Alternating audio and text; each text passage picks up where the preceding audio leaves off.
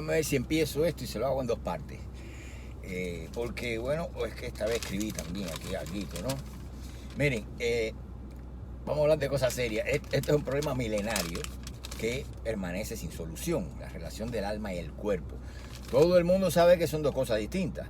Y esto viene, bueno, sabe que son dos cosas distintas, pero el problema está en cómo es que concuerdan entre sí. Esto es lo que ha tenido atormentada la filosofía.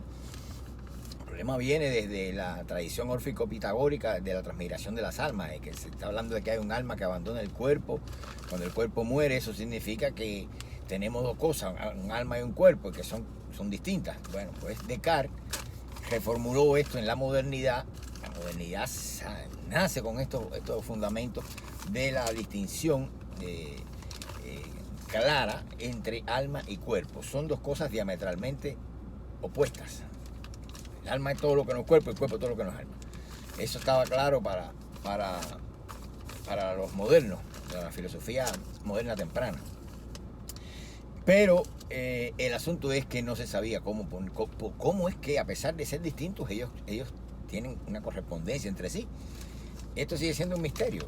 Y la salida, por ejemplo, cuando Descartes fundamenta, recuerden que Descartes es dualista, o sea, que él percibe la realidad, concibe la realidad como la dualidad de sustancias. O sea, hay una sustancia extensa y una sustancia pensante, una sustancia corpórea y una sustancia espiritual, para que lo entiendan mejor. Porque pensamiento y extensión son atributos. La extensión es el atributo de la sustancia material y el pensamiento es el atributo de la sustancia espiritual. Eso quiere decir que todo lo que tiene extensión pertenece a la sustancia material. Y entonces, y lo que no tiene extensión, obviamente, es lo que define a lo que no es material, a lo espiritual. Entonces, bueno, así él lleva el tema del dualismo en la sustancia, el tema del alma y el cuerpo. La solución del problema, bueno, pues no la tiene. Él, una vez que fundamenta que son cosas diferentes, pero que a pesar de todo se relacionan entre sí, él no sabe cómo explicar esto, y él dice solo Dios lo sabe. Ahora, en la fundamentación de Descartes, vamos ahí donde está el punto, vamos a tratar de resolver este rollo. Por ejemplo, en el discurso del método, él nos dice: la demostración de la existencia de los cuerpos es la evidencia del espíritu. Oigan bien, o sea, la demostración de la existencia de los cuerpos, tú te puedes esforzar mucho en hacer eso, pero eso es la evidencia del espíritu. El espíritu no necesita demostración, puesto que demostrando los cuerpos, usted está evidenciando que el espíritu existe. No se olviden, fíjense, no se olviden de eso. Entonces, bueno, las ideas están en mí conformando una realidad representada, que Descartes llama objetiva. La realidad objetiva es la realidad de las ideas. Que hoy la gente usa eso, lo físico, todo el mundo como le da la gana. Eso no es así, ¿verdad? Cuando se habla de realidad objetiva, usted no se ha salido del conocimiento, dicho en otras palabras. Y esto es lo que dificulta la cosa, ¿no? Así es que esto no significa salir de la mente cuando se habla de realidad objetiva. O un ir más allá de lo mental. No hay aquí una vía de acceso a lo corporal o corpóreo, a la cosa física. Y entonces a este tema de la existencia de los cuerpos o cosas, Descartes dedica la meditación sexta de sus meditaciones metafísicas. No ya estoy hablando del discurso en método, sino de meditaciones metafísicas. Una combinación de sentidos, memoria y entendimiento nos conduce a la existencia de las cosas externas, cuyo rasgo característico es la extensión. Pero en los principios de la filosofía, yo había citado ya, esta obra de 1644, es donde encontramos una pista realmente reveladora. Digo, esta no la había citado el discurso del método. O sea, además de las meditaciones en los principios de la filosofía, que es del 44, el discurso del método es el 37, creo, 1637. Entonces ya en los principios de filosofía, en 1644, Descartes nos dice: oigan bien, todas las razones que sirven para conocer y concebir la naturaleza de la cera, porque él está hablando de la cera, poniendo la cera como ejemplo de cosa externa, ¿no? De objeto, de cosa. Y entonces nos dice: todas las razones que sirven para conocer y concebir la naturaleza de la cera o de cualquier otro cuerpo prueban mucho mejor la existencia de mi espíritu. Fíjense que es una reformulación de la idea del discurso del método, que a su vez es la extensión lógica y coherente de su principio filosófico del cogito. O sea, pienso, luego existo. Esto es un problema que no se ha resuelto. Descartes lo trató súper bien, pero no tuvo solución para eso, ¿no? vamos a dejar a Descartes aquí y vamos a preguntarle a un escritor, el célebre Mark Twain, que para ponérselo más fácil a ustedes. Mark Twain dijo, bueno, obviamente, dado que en Descartes quedó abierta la pregunta de cómo puede interactuar una cosa no física con una cosa física, pues él con todo su derecho, Mark Twain se preguntó, oigan bien, ¿cómo puede la mente emborracharse cuando es el cuerpo el que bebe? Esta es la pregunta que tenemos que resolver.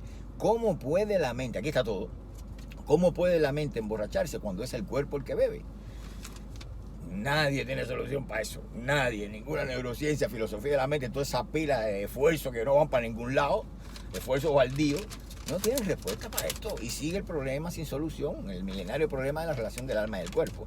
O como se ha reformulado en tiempos más recientes, de la mente, del cuerpo, mind-body problems. Eso empezó en la cultura de habla inglesa, entonces se ha pasado al español como el problema de la relación mente-cuerpo, ¿no?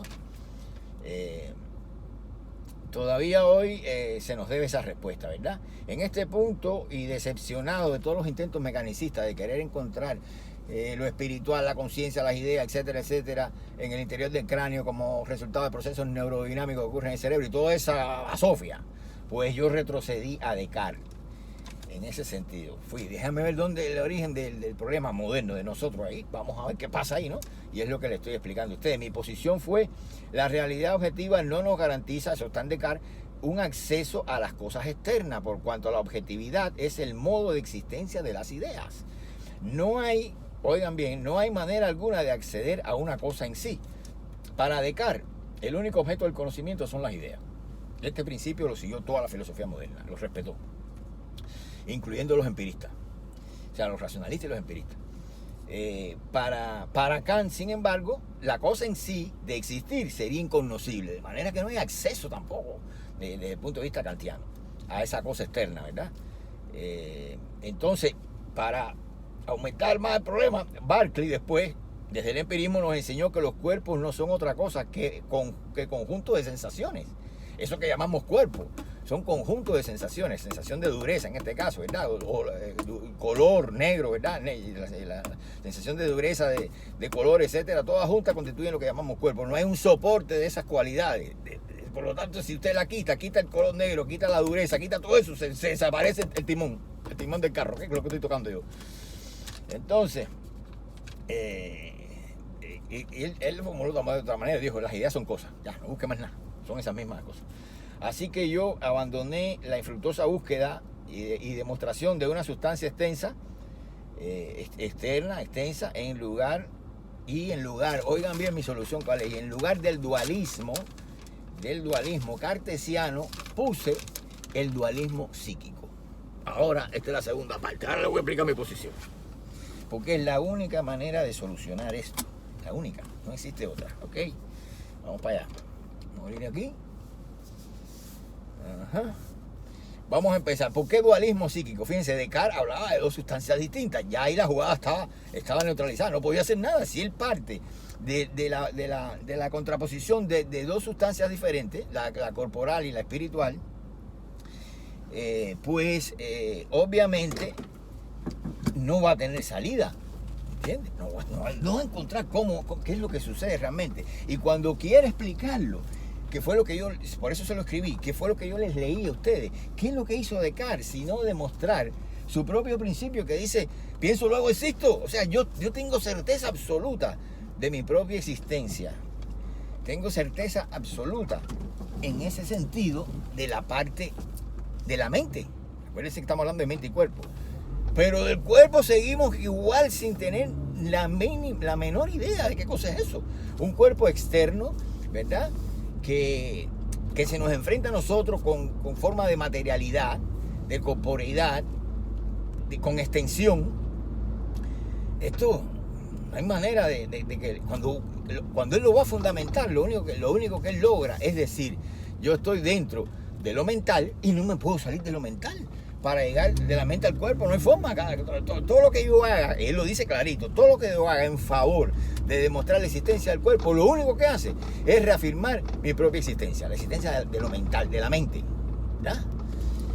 Incluso cuando ustedes, para que se quiten eso de la cabeza, cuando ustedes hablan desde las posiciones del sentido común de la realidad objetiva, ese que existe fuera de mí, usted está en el ámbito del conocimiento. Una realidad objetiva es una realidad objetual, objeto para la conciencia. Estamos hablando de contraposición sujeto-objeto. No te has salido de ahí. La realidad objetiva no es una realidad material que sé yo, que es externa a tu conocimiento. No, ya lo dije, si lo fuera sería inconocible, ¿verdad? Así que estamos metidos dentro de una cosa que en filosofía se ha llamado solipsismo, cuando es extrema, ¿no? O sea, una cosa que podría conducir al solipsismo, porque no, yo y mis sensaciones, como decía, a ver, que no hay más nada. Entonces, ¿qué hacer con esto? El propio Descartes, tratando de fundamentar la existencia del cuerpo externo, lo que hizo fue fundamentar la existencia de la sustancia espiritual. Entonces ahí en ese punto, recuerden que la pregunta que tenemos que contestar para solucionar esto es la de Mark Twain. ¿Por qué la mente se emborracha si es el cuerpo el que bebe? Entonces ahí, en esa cosa de dualismo, de dos sustancias que son completamente distintas, cuerpo y mente, yo digo, voy basándome en todo lo que Descartes hizo, utilizarlo, porque es lo que está demostrando el punto de vista opuesto. No opuesto, sino el hecho de que no puede llegar a lo corporal como tal. Y entonces, pues yo en lugar del dualismo de la sustancia, puse el dualismo psíquico. No se tratan de dos sustancias distintas, se trata que hay dos psiquis diferentes. Y sobre la base del dualismo psíquico yo resuelvo esa milenaria relación entre mente y cuerpo. Vean cómo es. Cuando digo dualismo psíquico, estoy apuntando a lo que Descartes hizo. Descartes no salió de lo psíquico, para que me lo entiendan. Y yo estoy diciendo dualismo psíquico, yo tampoco voy a salir, porque no tiene ningún sentido, no hay manera de hacerlo. Yo solamente le voy a explicar qué es lo que pasa aquí. Le voy a explicar por qué la mente se emborracha, ¿verdad? Si es el cuerpo el que toma. ¿Qué es la pregunta? Eso no lo sabe explicar nadie. Bueno, yo se lo voy a explicar. ¿Cómo yo veo esto? Miren, en primer lugar, yo diferencié en lo que nosotros llamamos cuerpo, es un asunto mental, obviamente, por eso hablo de dos psiquismos, es un asunto completamente mental. El cuerpo no es la carne, que es lo que se entierra cuando usted se muere, eso no es el cuerpo. Cuando se habla de cuerpo, se habla de un funcionamiento psíquico sin representación del yo. Cuando usted carece de representación del yo, usted vive corporalmente, se mueve en símbolos porque el cuerpo se expresa simbólicamente, no con signos como lo hace el ego. Esto es una teoría muy amplia que tiene todo, que va cuadrándolo todo, ¿no? Del mundo yoico, del mundo del ego, que es completamente diferente porque ese mundo surge a partir de la conciencia. Si no hay conciencia, usted no va a tener la diferenciación de mente-cuerpo. Eso no va a existir para usted, para que me entienda bien. Porque recuerden que de hecho, la distinción entre material e ideal la inventó Platón. Esa es la conciencia de la filosofía. Antes las cosas no eran así. El principio, lo que se llama en griego principio, el arjé. El arjé es una cosa que no distingue entre lo sensible y lo pensado, entre lo sensible y lo no sensible. Esa es la naturaleza de aquellos principios de las primeras filosofías. ¿Entienden? Entonces, fue un camino muy largo para llegar a entender que habían cosas que eran ideales y cosas que no lo eran, que eran materiales. Y eso quien lo descubre es Platón de Atenas. Entonces pasa igual en el niño. Un niño, si no llega a la edad de 2 años y pico, cuando surge el yo, el niño no va a tener ninguna noción de que existen cosas materiales y cosas ideales. No tiene noción de eso. ¿Por qué? Porque no ha cobrado conciencia.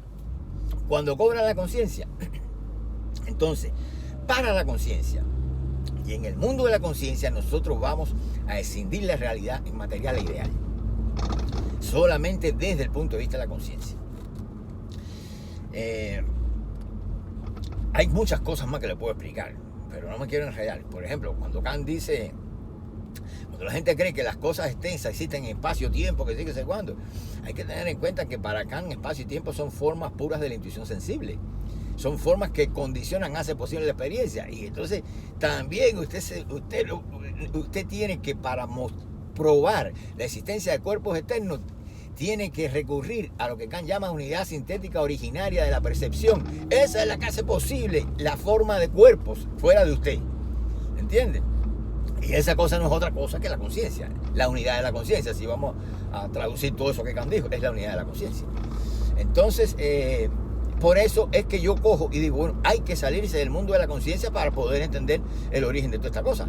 ¿Cómo podemos hacerlo? No se puede para adelante. Ya eso Hegel explotó ese camino y llevó lo racional a su nivel más alto, al nivel especulativo, conceptual. De ahí para allá no se puede seguir. Y eso lo que hace es reforzar la idea contraria. Por lo tanto, yo dije, voy para atrás. A establecer ese dualismo psíquico para resolver esto, porque ese nombre yo lo abandono una vez que resuelvo el problema. No me hace más falta nombrado de esa forma, de dualismo psíquico. Pero sigue la esencia de la cosa. O sea, que hay dos psiquis. Entonces, si lo quieren ver así, ¿no? O dos mentalidades. Yo le llamo, fuera de este contexto del alma y el cuerpo, yo le llamo mentalidad. A esto le llamo mente. O sea, hay una mentalidad corporal y una mentalidad yoica. Esa de la yoica es el mundo de la conciencia.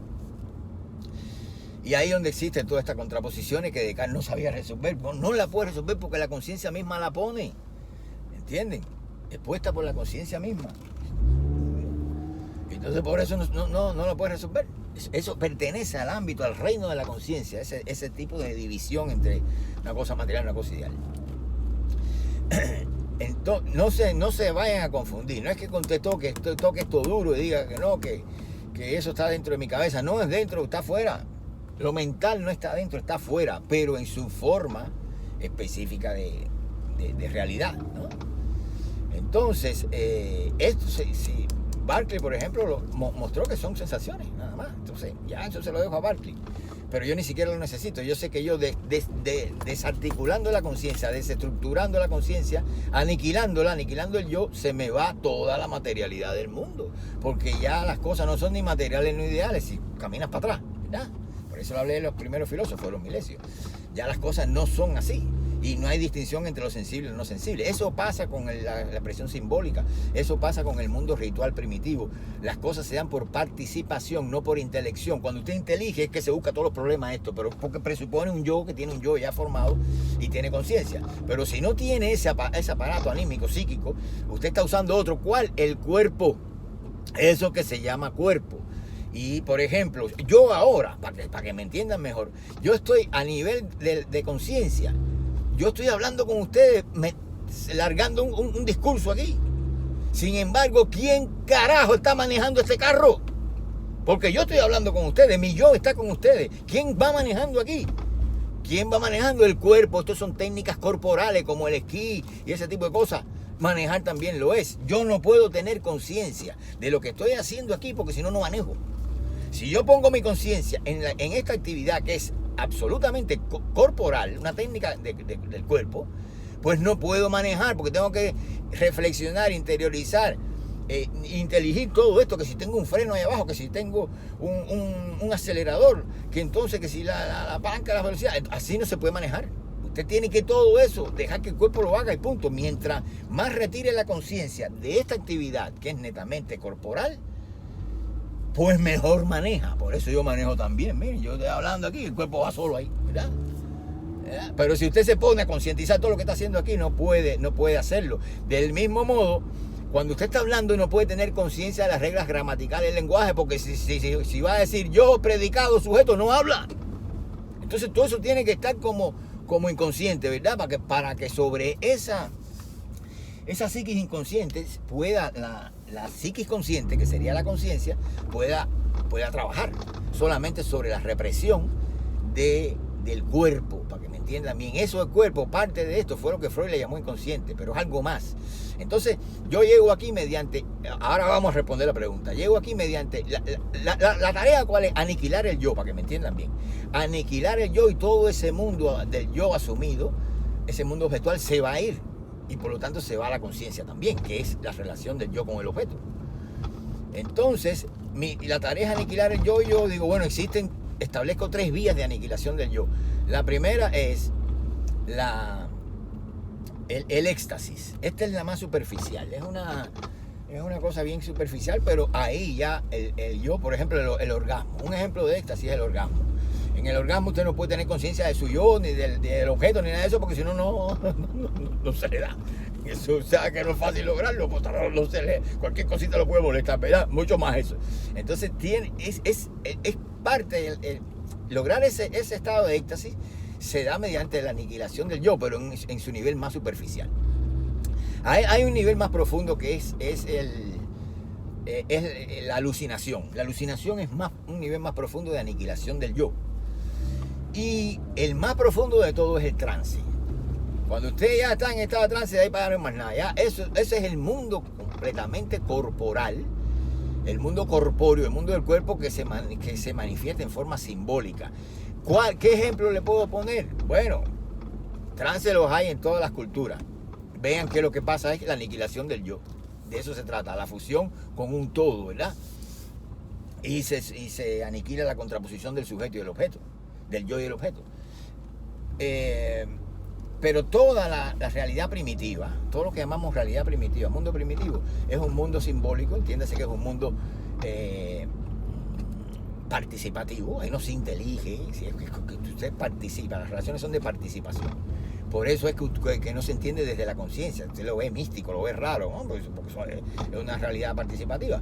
El ritual es la forma, lo que le da forma a esa realidad, y el ritual tiene su cosa, ¿no?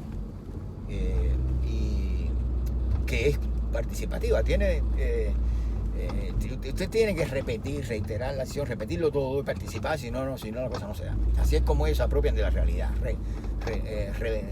representándola, repitiéndola, reiterándola. Un ritual. Entonces, eso es una realidad del cuerpo. Como mismo el cuerpo maneja esto aquí, así mismo el cuerpo se las arregla en una realidad donde no hay yo, hay carencia del yo.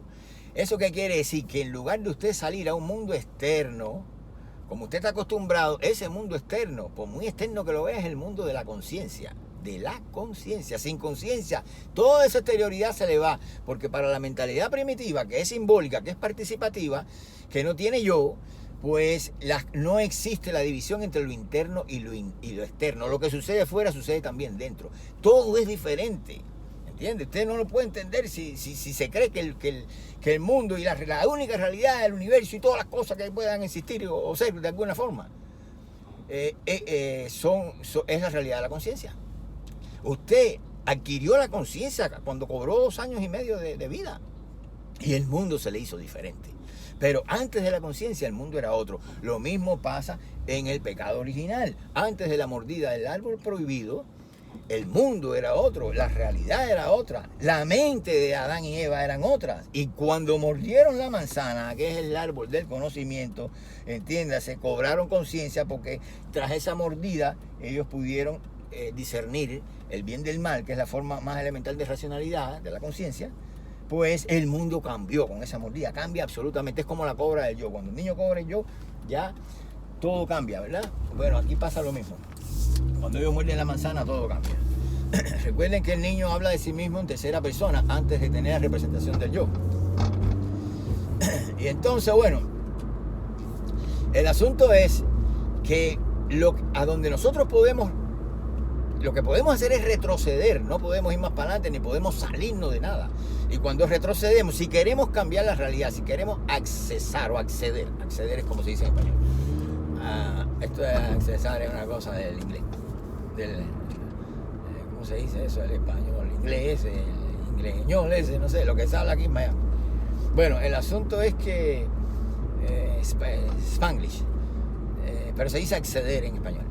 El asunto es que no hay manera de acceder a eso, porque eso es parte del mundo de la conciencia. No te puedes salir de la conciencia. Lo que tú puedes hacer es salir de la conciencia, vamos a decirlo así. Pero si te sale de la conciencia, se va a generar junto con esa salida, que es una entrada en otro psiquismo, no yo y con lo consciente, se va a generar la realidad que es correlativa a una mente corporal.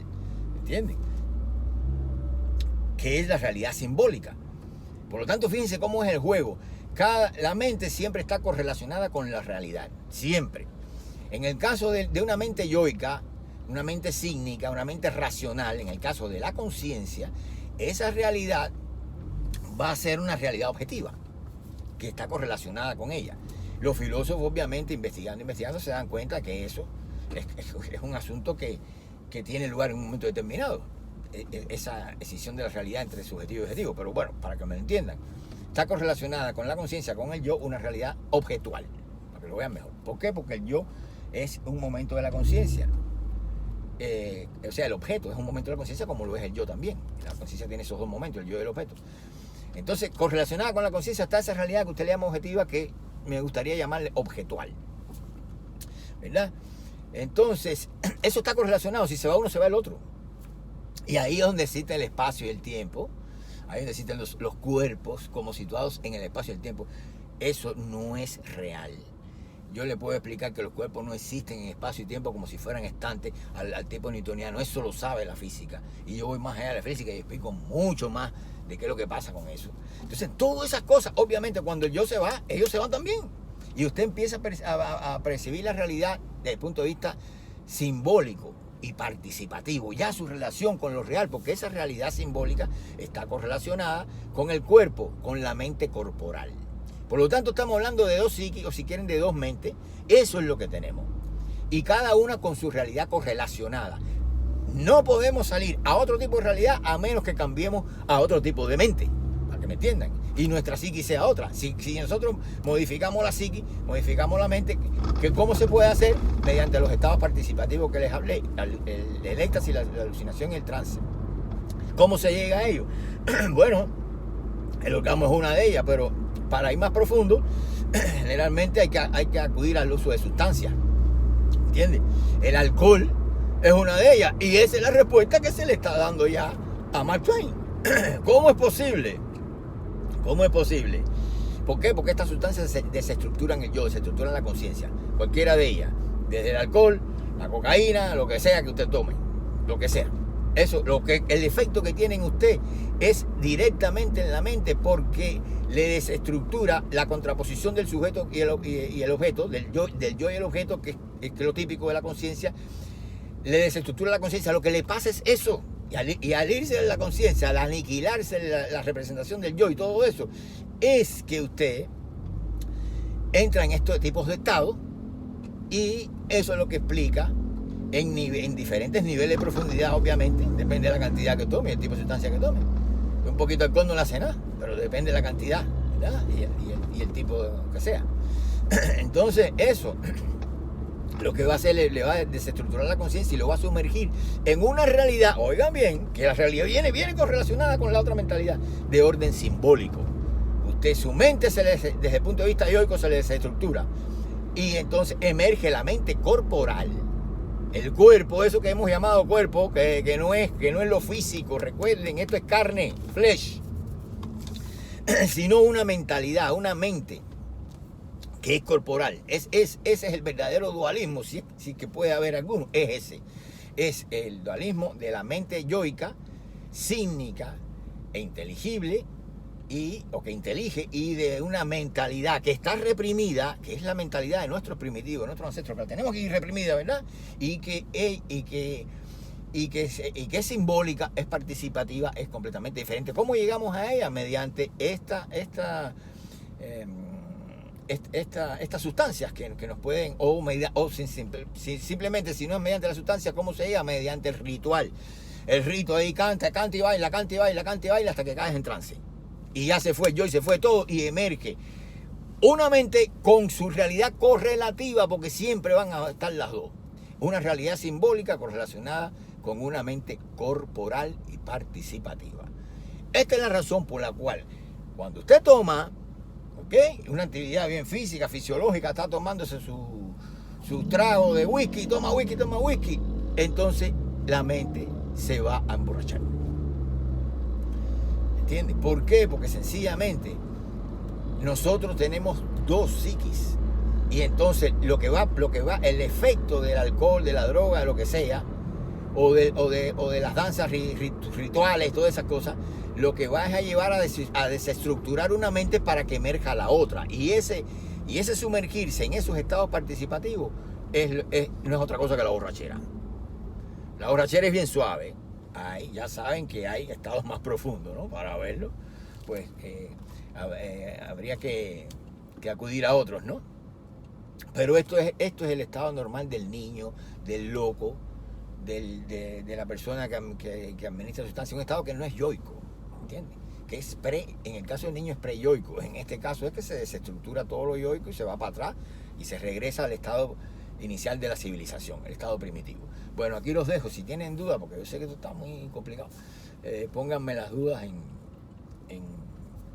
los comentarios para yo seguir explicándole. Las lagunas que hayan quedado yo se las explico en los comentarios. Nos vemos en un próximo vídeo.